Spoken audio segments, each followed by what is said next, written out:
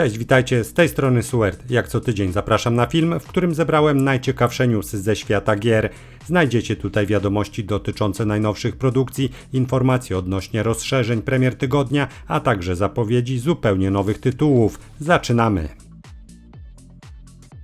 Kilka dni temu deweloperzy ze studia Bloober Team opublikowali materiał, w którym szczegółowo omówili mechanikę walki w Chronos The New Dawn. Dowiedzieliśmy się więcej o tym, jakiego rodzaju potworności spotkamy podczas podróży, a także jak będziemy z nimi walczyć. Przede wszystkim potyczki mają nas zmusić do taktycznego myślenia, ale jednocześnie będą wymagać szybkiego i precyzyjnego działania. Twórcy zapewnili, że każde spotkanie z wrogami zostało zaprojektowane w taki sposób, aby pozwolić graczowi działać swobodnie, czy to poprzez wciąganie potworów w wybuchową pułapkę, czy rzucenie się w wir walki z piłą w dłoni. Cechą szczególną przeciwników jest umiejętność pochłaniania zwłok swoich towarzyszy. Nie tylko sprawi to, że staną się wytrzymalsi, ale dodatkowo zyskają nowe moce. Dla przykładu, jeśli zwinny stwór pochłonie kompana strzelca, przejmie po nim zdolność strzelania. Nie zabraknie także systemu rozwoju postaci, a konkretnie wyposażenia, gadżetów i specjalnego skafandra. Prostsze ulepszenia wzmocnią siłę, celność i szybkość broni, a bardziej zaawansowane pozwolą na przykład wyświetlać stan zdrowia przeciwników. Dune Awakening to najszybciej sprzedająca się gra studia Funcom. To osadzone w świecie Duny survivalowe MMO w ciągu 2 tygodni od premiery zdążyło przyciągnąć do siebie 1 milion graczy. Sama gra spotkała się też z generalnie pozytywnym odbiorem. Recenzje w serwisie Steam utrzymują się na poziomie bardzo pozytywny, a w agregatorze Metacritic średnia ocen krytyków wynosi 80 punktów na 100. Kilka dni temu wydawca 3D Realms opublikował nowy zwiastun nadchodzącego rebootu kultowej serii Painkiller.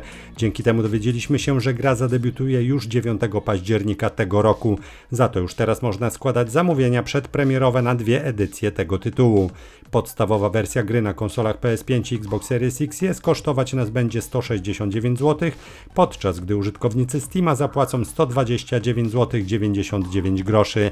Wersja Deluxe to natomiast koszt odpowiednio 219 na konsolach oraz 169,99 na PC. Capcom pochwalił się pierwszym sukcesem osiągniętym jeszcze przed premierą Resident Evil Requiem. Gra trafiła bowiem na listę życzeń ponad 1 miliona użytkowników Steama i w szybkim tempie wspięła się na wysoką pozycję w rankingu. Warto podkreślić, że imponujący wynik udało się uzyskać w niecały miesiąc od oficjalnej zapowiedzi. Duże zainteresowanie najnowszą odsłoną nie powinno dziwić. Od premiery cenionego Village minęły już 4 lata, a w ciągu ostatnich miesięcy w sieci zaroiło się od plotek, że 9 wprowadzi do cyklu rewolucję, mocno mieszając w fundamentach rozgrywki. Capcom miał podobno postawić na otwarty świat i szeroko pojętą swobodę gracza. Doniesienia o otwartym świecie już można włożyć między bajki, ale dowiedzieliśmy się innej ciekawej rzeczy. Requiem pozwoli przełączać kamerę między 2 perspektywami, pierwszoosobową i trzecioosobową. Przypomnę, że do tej pory każda odsłona trzymała się jednego ustawienia kamery, a w Village tryb trzecioosobowy dodano dopiero rok po premierze. Na koniec pozostaje dodać, że najnowsza odsłona Resident Evil zmierza na PC i najnowsze konsole. Datę premiery ustalono na 27 lutego przyszłego roku. Gra zaoferuje polską lokalizację w formie napisów. Kilka dni temu odbył się pokaz poświęcony serii Little Nightmares, której 2 pierwsze odsłony sprzedały się jak dotąd w nakładzie 20 milionów egzemplarzy.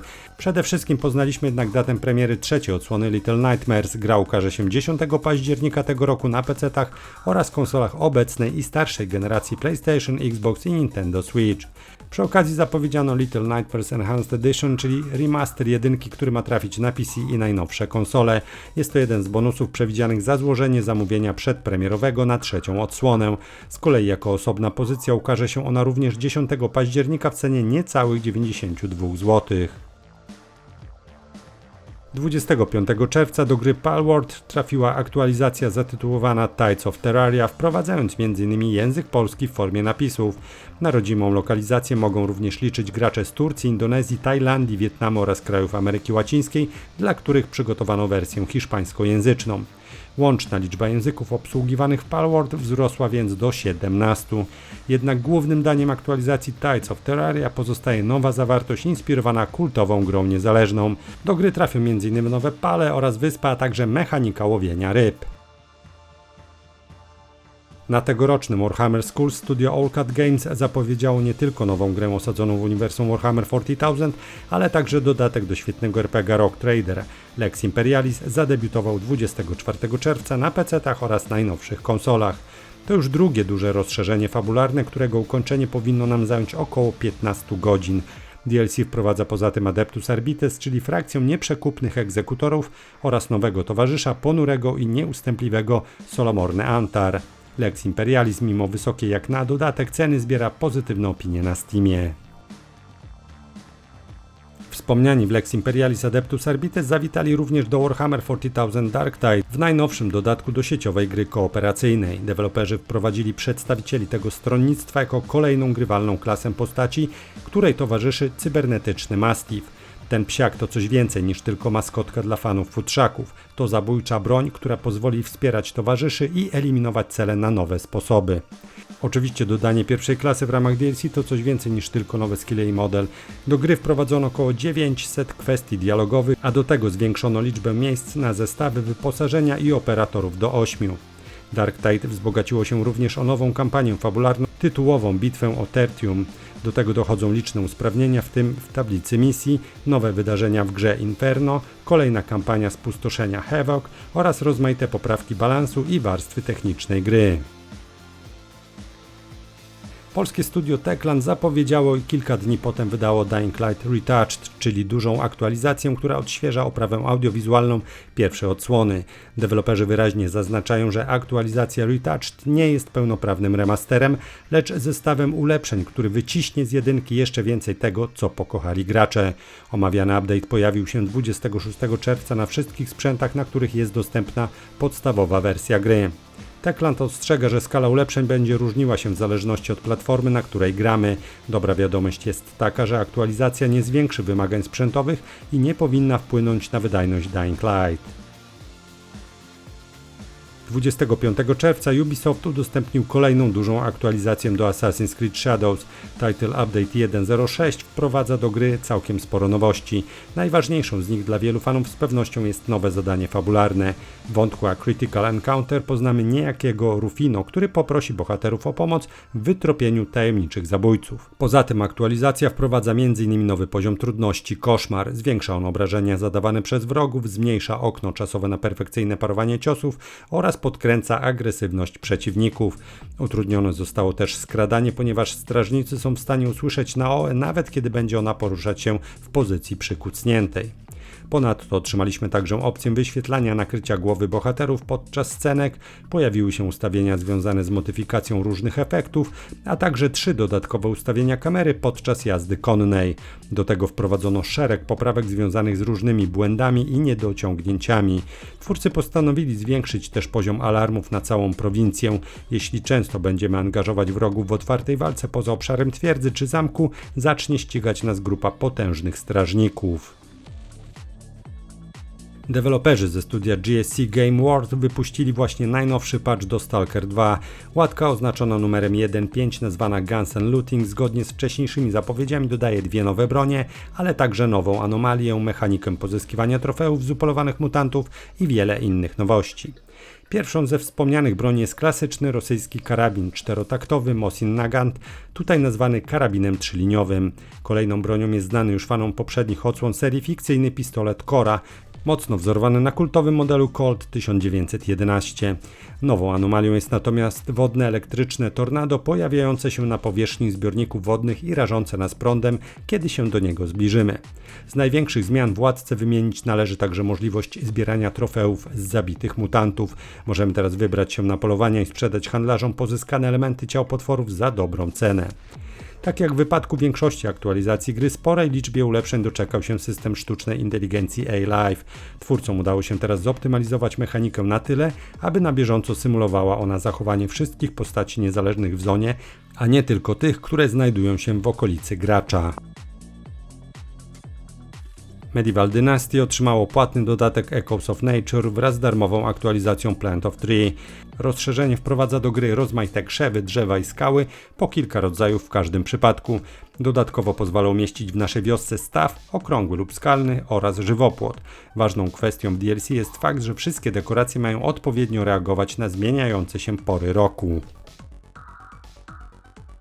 26 czerwca zadebiutowała długo wyczekiwana gra Death Stranding 2 On the Beach. W sieci pojawiło się oczywiście mnóstwo recenzji tego tytułu i wygląda na to, że sequel przygód Sama Bridgesa to jedna z najlepszych gier w dorobku Hideo Kojimy. Produkcja zbiera ogrom pochwał, choć recenzenci wyraźnie podkreślają, że nie jest to tytuł dla każdego. Wszystko za sprawą szeroko pojętej dziwności i absurdu będących owocem kreatywnego umysłu zdolnego Japończyka. W momencie przygotowywania tego materiału średnia ocen z recenzji Death Stranding 2 On the Beach zebranych w agregatorze Metacritic wynosiła 90 punktów. Według publicysty serwisu IGN Death Stranding 2 to prawdziwe arcydzieło, triumfalne połączenie złożonej fabuły science fiction z dynamicznymi założeniami skradanki, które w imponujący sposób rozbudowuje fundamenty swojego poprzednika. To gra piękna, przerażająca, pełna niuansów i co najważniejsze bardzo wciągająca.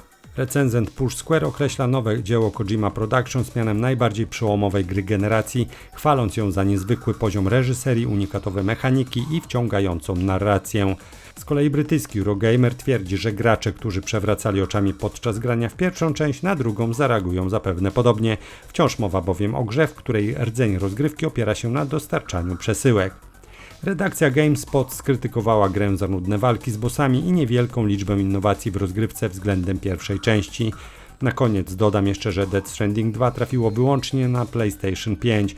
Na tę chwilę nie jest jasne kiedy i czy w ogóle gra trafi na inne platformy. 26 czerwca zadebiutowała gra System Shock 2 Anniversary Remaster. To odświeżona wersja kultowego Immersive Sima z 1999 roku. Na razie gra dostępna jest tylko na PC. Początkowo w tym samym dniu miały się ukazać również wersje konsolowe, ale z powodu odkrytych w ostatniej chwili problemów technicznych ich premiera została przełożona na lipiec. Produkcja niestety nie oferuje polskiej wersji językowej. Odświeżenie przygotowało specjalizujące się w tego typu projektach studio Night Dive. Remaster oferuje lepszą grafikę zarówno pod względem tekstur, jak i modeli. Dodano także obsługę monitorów ultrapanoramicznych oraz opcję zabawy w maksymalnie 144 klatkach na sekundę. Twórcy ulepszyli także rozgrywkę i dodali pełne wsparcie dla padów. Dodatkową atrakcją jest kooperacyjny tryb multiplayer. System Shock 2 zbiera bardzo pozytywne opinie na Steamie. Minsk to gra od niezależnego studia działającego pod nazwą Sword Sign. Tytuł ma zanurzyć nas w ciężki postapokaliptyczny klimat, oferując przy tym dużą dawkę napięcia i rozległą warstwę fabularną. W grze wcielimy się w robota, który jest ostatnią nadzieją na przetrwanie jego twórcy. Minsk ma cechować się nie tylko dosyć bogatą fabułą, ale także mnogością mrocznych elementów, które co rusz zaskakują nas w niebezpiecznym świecie zaprojektowanym przez twórców. Podczas rozgrywki mamy odkryć emocjonalną historię przetrwania, nadziei i miłości. W momencie, kiedy przygotowuję ten materiał, była jeszcze możliwość wzięcia udziału w playtestach tej gry. Jeśli macie ochotę, to wystarczy odnaleźć kartę Minsk na Steamie i kliknąć w link "Poproś o dostęp". Wkrótce strategia ekonomiczna Victoria 3 może doczekać się konkurencji. Do rywalizacji z dziełem studia Paradox stanie Gilded Destiny. Owa produkcja z gatunku Grand Strategy, osadzona w czasach rewolucji przemysłowej, właśnie zyskała wydawcę w postaci firmy Hooded Horse. W ofercie amerykańskiego przedsiębiorstwa znajdziemy m.in. takie tytuły jak Norland, Against the Storm czy Manor Lords. W Gilded Destiny przejmiemy kontrolę nad jedną z XIX-wiecznych nacji, by w ciągu przeszło 100 lat doprowadzić do jej rozkwitu siłą dyplomacji, przemysłu lub wojny. Jednym z ciekawszych elementów gry wydaje się ręcznie wykonana mapa, na którą składa się ponad 1 milion heksagonalnych pól. Twórcy chwalą się, że dzięki temu odwzorują różne biomy oraz typy terenu, co ma iść w parze z rzeczywistymi rozmiarami państw z tamtego okresu. Gilded Destiny zmierza wyłącznie na pecety. W grze pojawi się m.in. język polski w formie napisów. I to tyle na dziś. Pozostaje jeszcze zaprosić na kanał, na którym znajdziecie mnóstwo informacji ze świata gier. Zachęcam do subskrypcji, dzięki czemu zawsze będziecie na bieżąco. Istnieje też możliwość finansowego wsparcia kanału, które zaczyna się raptem od niecałych 5 zł. A teraz żegnam się z Wami gorąco. Do zobaczenia, do usłyszenia. Cześć!